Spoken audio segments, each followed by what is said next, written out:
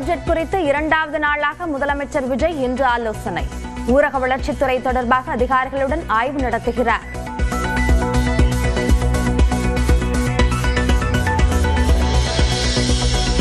தமிழ்நாட்டில் 7 இடங்களில் சதமடித்த வெயில்.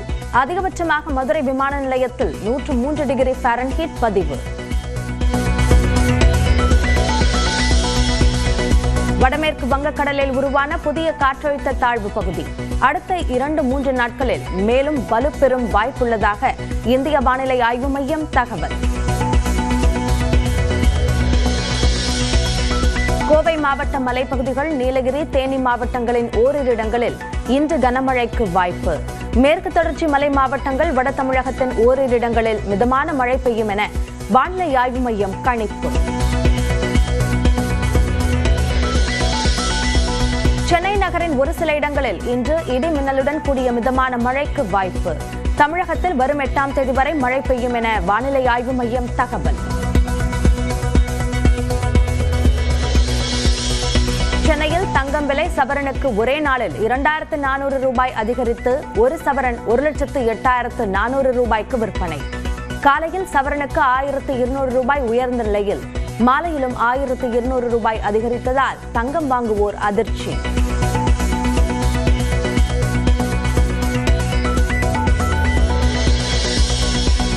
குடியரசுத் தலைவர் மாளிகையில் ஜப்பான் பிரதமர் சனாயே டக்காச்சியை வரவேற்ற பிரதமர் நரேந்திர மோடி. ராணுவ மரியாதையுடன் உற்சாக வரவேற்பு.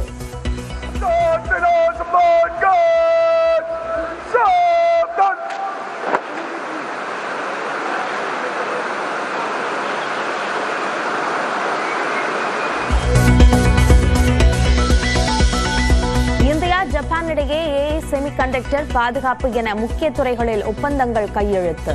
இந்தியா முழுவதும் 1000 பயோகேஸ் மற்றும் இயற்கை உர ஆலைகளை அமைக்க ஜப்பான் ஒப்பந்தம்.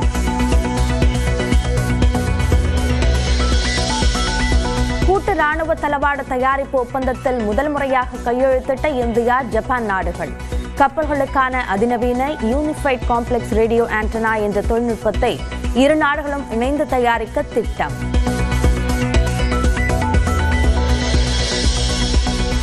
ஜப்பான் பிரதமருக்கு பாரம்பரிய இசைக்கருவியான சந்தூரை வாசிக்க கற்றுக் கொடுத்த பிரதமர் நரேந்திர மோடி.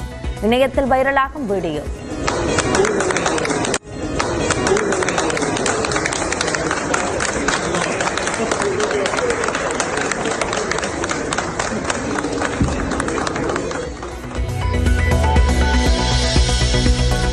தமிழ்நாட்டில் காலியாக உள்ள 7 சட்டப்பேரவை தொகுதிகளுக்கு இடைத்தேர்தலை அறிவிக்காத இந்திய தேர்தல் ஆணையம்.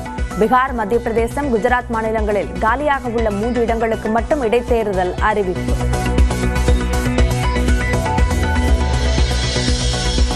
தமிழ்நாட்டில் அதிமுக எம்எல்ஏக்கள் ராஜினாமா செய்த 6 தொகுதிகளில் இடைத்தேர்தல் நடத்தக்கூடாது.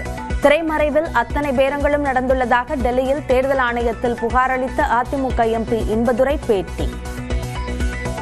அங்கு தேர்தல் நடத்தக்கூடாதுன்னு ஒரு கம்ப்ளைண்ட் கொடுத்திருக்கோம், ரெப்ரசன்டேஷன் கொடுத்திருக்கோம். Not to notify the election R conducting the election இன் 6 தொகுதிகளில், அந்த சம்பந்தப்பட்ட 6 தொகுதிகள். தாவேகாவில் இணைந்த அதிமுக முன்னாள் அமைச்சர்கள் சி. விஜயபாஸ்கர், எம்.ஆர். விஜயபாஸ்கர். தாவேகா துண்டு அணிவித்து வரவேற்ற தாவேகா பொதுச் செயலாளர் ஆனந்த்.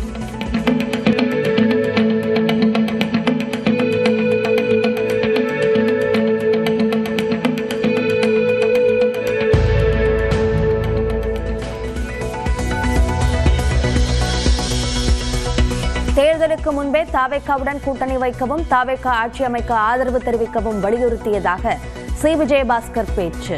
அதிமுகவில் உள்ள அந்த ஒருவர் கேட்கவில்லை என்றும் குற்றச்சாட்டு. தேர்தலுக்கு முன்னதாகவே எங்கள் தலைமையிடம் கடுமையாக வலியுறுத்தினோம். தமிழக வெற்றி கழகத்தோடு நாம் கூட்டணி வைக்க வேண்டும் என்று நாங்கள் வலியுறுத்தினோம். தலைமை செவிமடுக்கவில்லை. ஆனால் இதை செவிமடுக்காத அந்த தலைமை, தனிப்பட்ட ஒருவர், இயற்கைக்கு முரணாக எந்த திராவிட முன்னேற்ற கழகம் தீய சக்தி என்று புரட்சித் தலைவர் எம்ஜிஆர் சொன்னாரோ அந்த தீய சக்தியோடு கூட்டு வைத்து ஆட்சி அமைக்க முயன்றதிலே எங்களுக்கு உடன்பாடு இல்லை.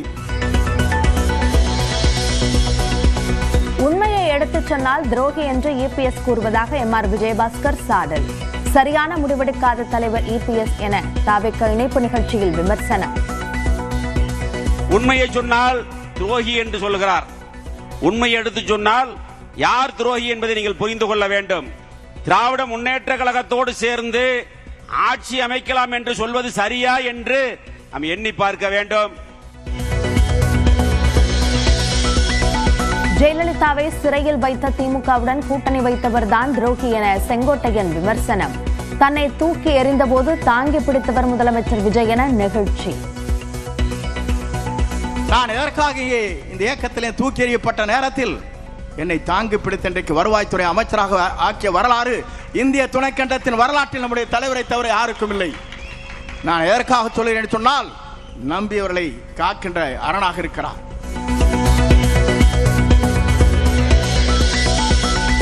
திமுகவும் அதிமுகவும் இணைந்து ஆட்சி அமைக்க முயற்சி செய்தது என்ற ஒரே பொய்யை திரும்ப திரும்ப சொல்வதா? திமுக கூட்டணி கட்சி எம்எல்ஏக்களின் ஆதரவுடன் ஆட்சி அமைக்கலாம் என இபிஎஸ் சொன்னாரா என்று அதிமுக கொறடா அக்ரி கிருஷ்ணமூர்த்தி கேள்வி.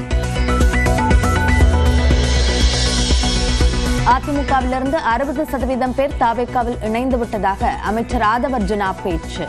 இபிஎஸும் அவரது மகனும் தான் கட்சியை நடத்தி வருவதாக இணைப்பு நிகழ்ச்சியில் விமர்சனம்.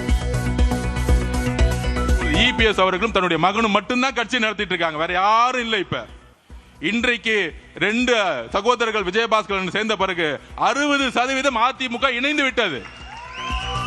இன்னும் 30 கரூரில் இருக்கும் ஒரு கணக்கை முடிக்காமல் விடமாட்டேன். அதிமுகவினர் தாவேக்காவில் இணைந்த விழாவில் அமைச்சர் ஆதவர்ஜுனா பேச்சு. எனக்கு கரூர் ரொம்ப முக்கியமான ஊர். ஒரு கணக்கு வழக்கு இருக்கு. அந்த கணக்கு வழக்க முடிக்காம விட மாட்டோம்.